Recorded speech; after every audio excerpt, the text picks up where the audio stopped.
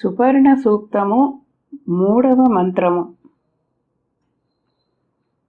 ఇమం రథమధియే సప్తతస్థుః సప్తచక్రం సప్తవహంత్య స్వాహా సప్తస్వసారో అభిసంనవంతే యత్ర గవాం నిహితా సప్తనామా.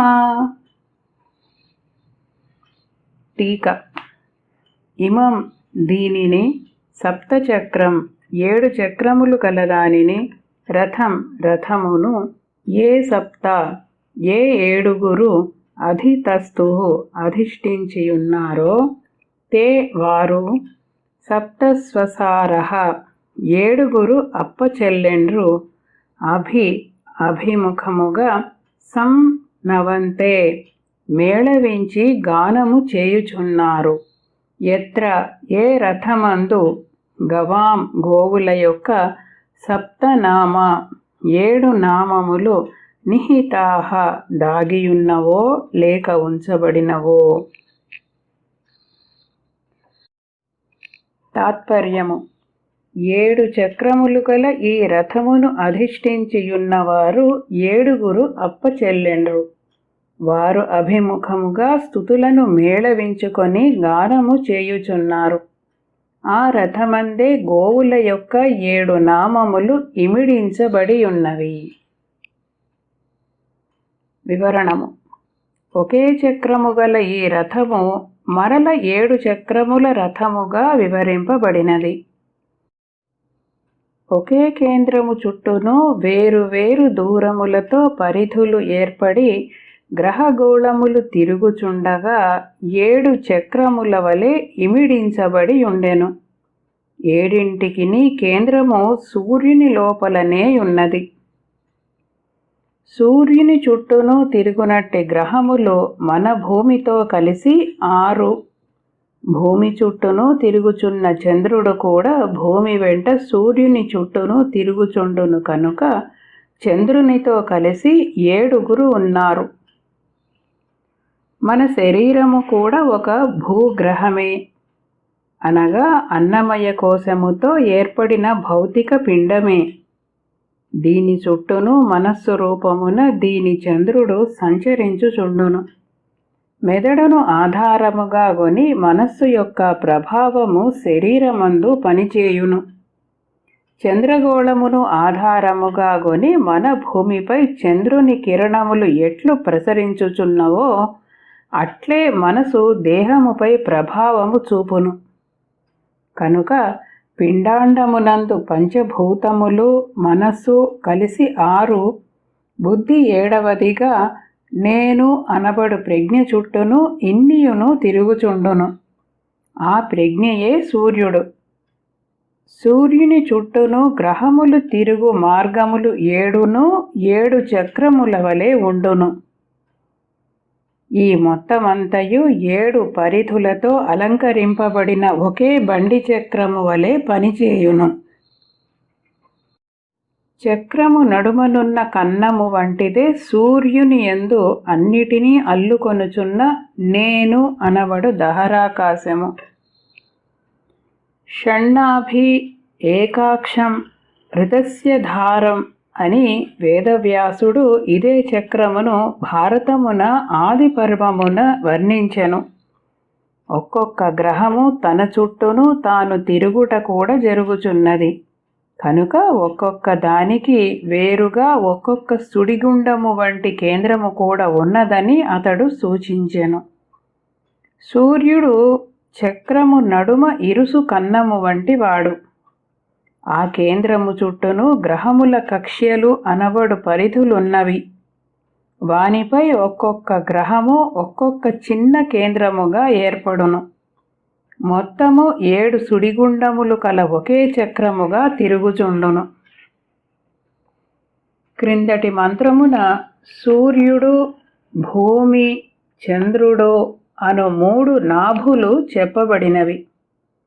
ఆ 3 ప్రధానములై మిగిలినవి 4 వానిపై ఆధారపడి ఏర్పడుచుండును.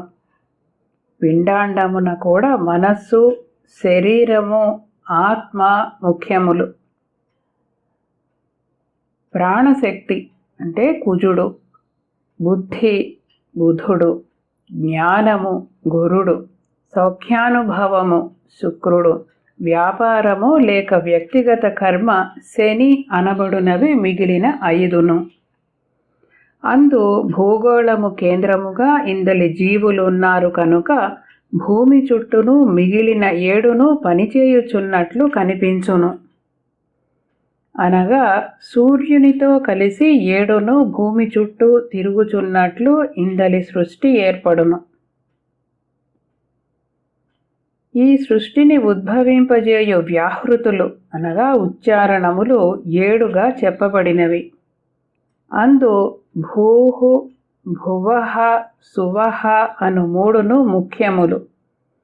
వీనిని మొదట వేరుగా చెప్పుటయు పిదప మిగిలిన 4తో కలిపి 7గా ఉచ్చరించుటయు వేదమంత్ర వినియోగమున కనిపించును. దీనిని అనుసరించియే మొదట భూమి, చంద్రుడు, సూర్యుడు అనబడు నాభులు ముఖ్యముగా పనిచేయుచున్నవనియు అంతకన్నా వేరుగా భూమి చుట్టూను 7ను పనిచేయుచున్నవనియును గ్రహింపవలెను. అందు మొదటి 3ను ప్రధాన ధర్మములుగను అంటే solar principle, lunar principle, earth principle. మిగిలినవి 7ను వేరుగా గ్రహములను దేహధాతువులను ఉత్పాదించు ప్రజ్ఞలనియు అనగా ప్లానెటరీ ప్రిన్సిపల్స్ గ్రహింపవలెను. దీనిని అనుసరించియే మొదట 3 వ్యాహృతులు, తరువాత 7 వ్యాహృతులు ప్రాణాయామాదులలో ఇమిడి ఉన్నవి. ఈ సృష్టి సంపూర్ణముగా వ్యక్తమగుటలో 3x7 21 సమిధలుగా ఏర్పడి సృష్టి యజ్ఞము జరుగుచున్నదని పురుష సూక్తము చెప్పుచున్నది. మొదటి 3 వ్యాహృతులను ఐతరేయము అనగా ఆబ్జెక్టివిటీనకు కారణమగు త్రికోణ శక్తియగు ప్రకృతిగా పనిచేయును.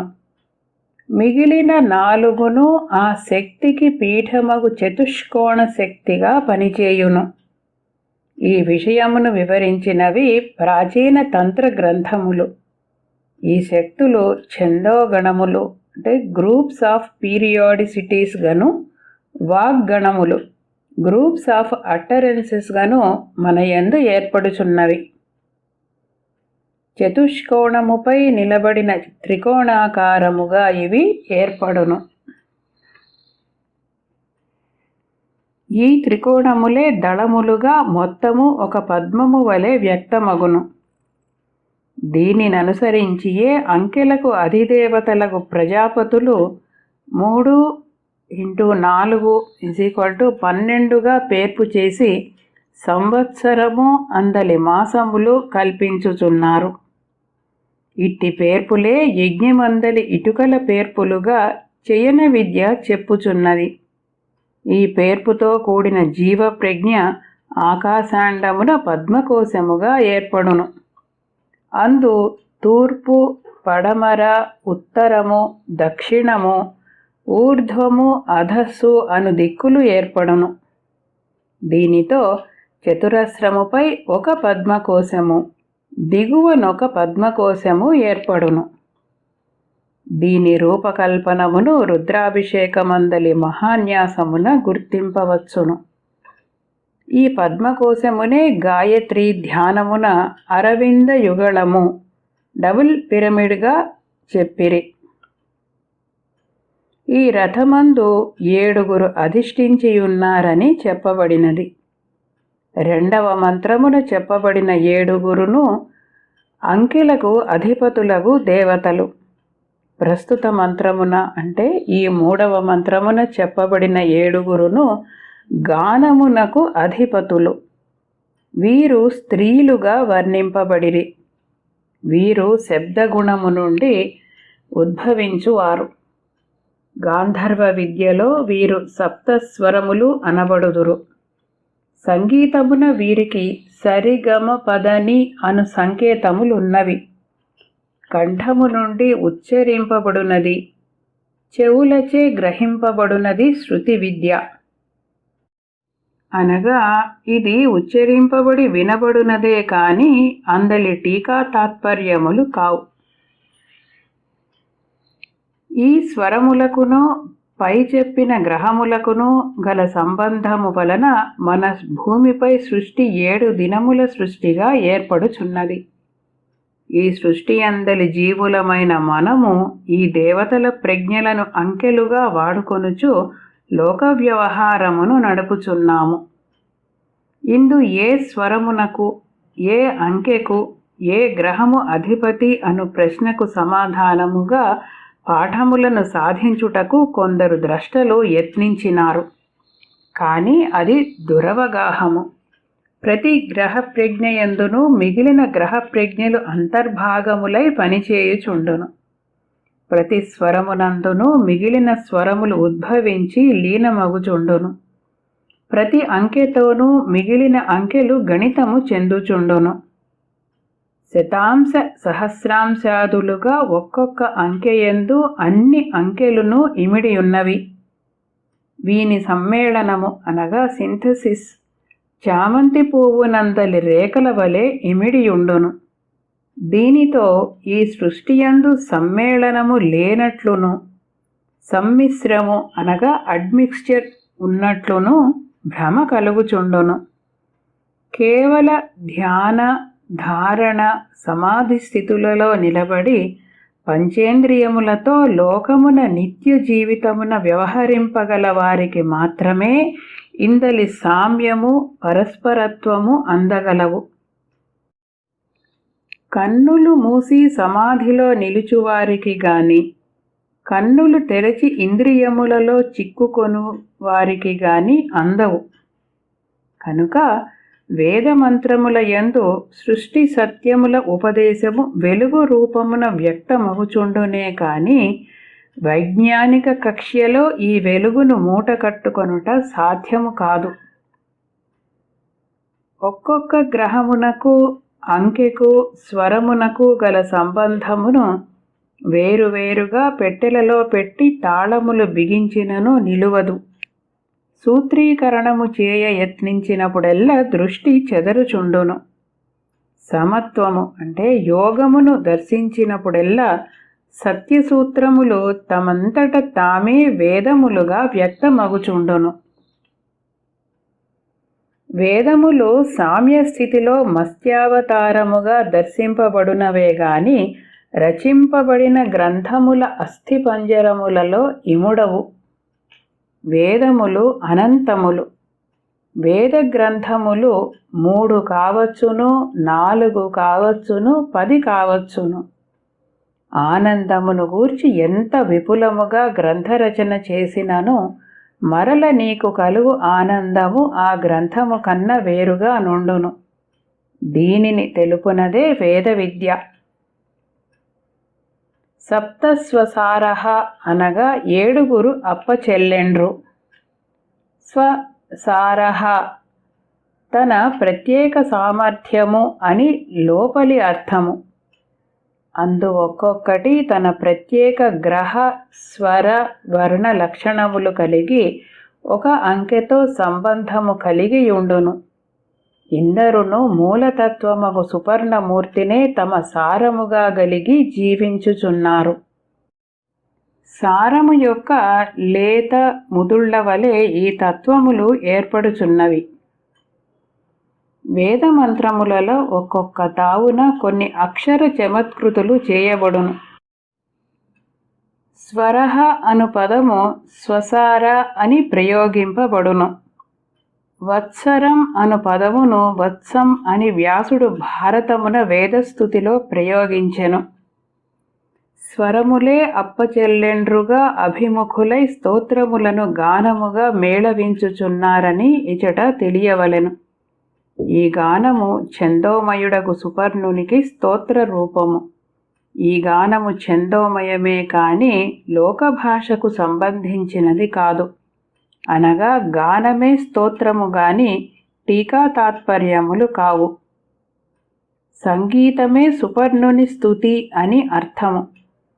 సుపర్ణుడు పుట్టినప్పుడు బృందారక ముని బృందస్తుతి బోరన అగ్ని సూక్తములతో వెలసెను అని నన్నయ్య భట్టు భారతమును సూచించినది దీనినే. ఈ స్తోత్రము గ్రహాదుల గమనము రూపమున వ్యక్తమగును కనుక అందుండి 7 ఛందోమయ దేవతలు వ్యక్తమై గానము చేయుచున్నారు. ఈ రథమున గోవుల 7 నామములు నిహితము చేయబడినవని వర్ణింపబడినది. గోవులనగా ఆవుల వలె భూమిపై చెరువులలో నదులలోనున్న నీరములు త్రాగునట్టి కిరణములు. అవి ఎండ అను పాలు ఇచ్చునని వ్యాసుడు భారతమున వర్ణించెను. సువతే ఘర్మముఖ్యం 7వ మంత్రమున ఇందలి వివరములను గ్రహింపవచ్చును. ఆవులు నీరు త్రాగి పాలు ఇచ్చును. కిరణములు నీటిని ఆవిరి చేసి మేఘములలో మెరుపు తీగల వలె విద్యుత్ రూపమున ప్రకాశించునని ఇంద్ర మంత్రములలో చెప్పబడినది. ఉచ్చారణ సంకల్పము అను జలములను గ్రోలి సంగీతమనబడు క్షీరమును ఇచ్చు స్వరమయములైన వాక్కులను కూడా గోవులుగా దర్శించుట సామవేద విద్య. ఈ కిరణములను వాక్కులను బ్రహ్మాండ పిండాండ రూపమైన ఈ రథమునందే నిహితము చేయబడి ఉన్నవి. ప్రళయమున అవ్యక్త బీజ రూపములై దాగియుండి వ్యక్తమగునప్పుడు ఒక్క వరుసలో నిహితము చేయబడును, అనగా అమర్చబడును. మనలో ఉచ్చారణకు ముందు బిందువై దాగియుండిన శబ్దమే నాదమై వెలువడుచు స్వరమై విచ్చుకొని అక్షరములు పదములు వాక్యములు శబ్దార్థములుగా ఏర్పడును. 7 నామములనగా 7 ముడుతలు 7 స్వరములను నాదమందు ముడుచుకొని ఉండి ఉచ్చారణమున ముడుతలు విప్పుకొని అక్షరములు పదములు వాక్యములు శబ్దార్థములుగా విడువడును. అట్లే 7 రంగుల కిరణములను సూర్యరశ్మియందు ముడుచుకొని ఉండి సృష్టి వ్యాపారములోనికి విప్పారును. ఈ రథమందు ఈ మొత్తము వ్యూహము మొగ్గలోని రేఖల వలె ముడుచుకొని ఉండి పుష్పముల వలె క్రమముగా విప్పారును. పురాణములలో ఈ విప్పారుట సృష్టికర్తకు ఉత్పత్తి స్థానమైన పద్మముగా వర్ణింపబడినది. సృష్టికర్తకును సృష్టికిని భేదము లేని స్థితి నుండి సృష్టి ఈవలకు వచ్చునట్టి భేదస్థితి కమలాసనుని లోకముగా పురాణములలో ఉపదేశింపబడినది. ఉచ్ఛ్వాస నిశ్వాస రూపములుగా జీవులు వెలువడి భౌతిక దేహములలోనికి దిగివచ్చుటయే గరుడ వాహనారూఢుడై అంతర్యామి ఈ జీవులకు దర్శనమిచ్చుటగా పురాణములు వర్ణించుచున్నవి. ఉచ్ఛ్వాస నిశ్వాసములే సుపర్ణుని రెక్కలు. అందలి అంతర్యామియే గరుడ వాహనారూఢుడు. శిరస్సు ఉరస్సు జఠరము చేతులు కాళ్ళు మొదలగు శరీర భాగములతో రథమేర్పడి చూచుట వినుట మున్నగు పంచేంద్రియ ప్రవృత్తులు మనస్సున నిహితము చేయబడి ఉండగా దానిని అధిష్ఠించి దేశకాలాత్మకులు శబ్దమయులు గానమయులు అగు దేవతలు యానము చేయుచున్నట్లు వర్ణింపబడుటయే ఈ మంత్రముల యందలి కవితా వైభవము. ఓం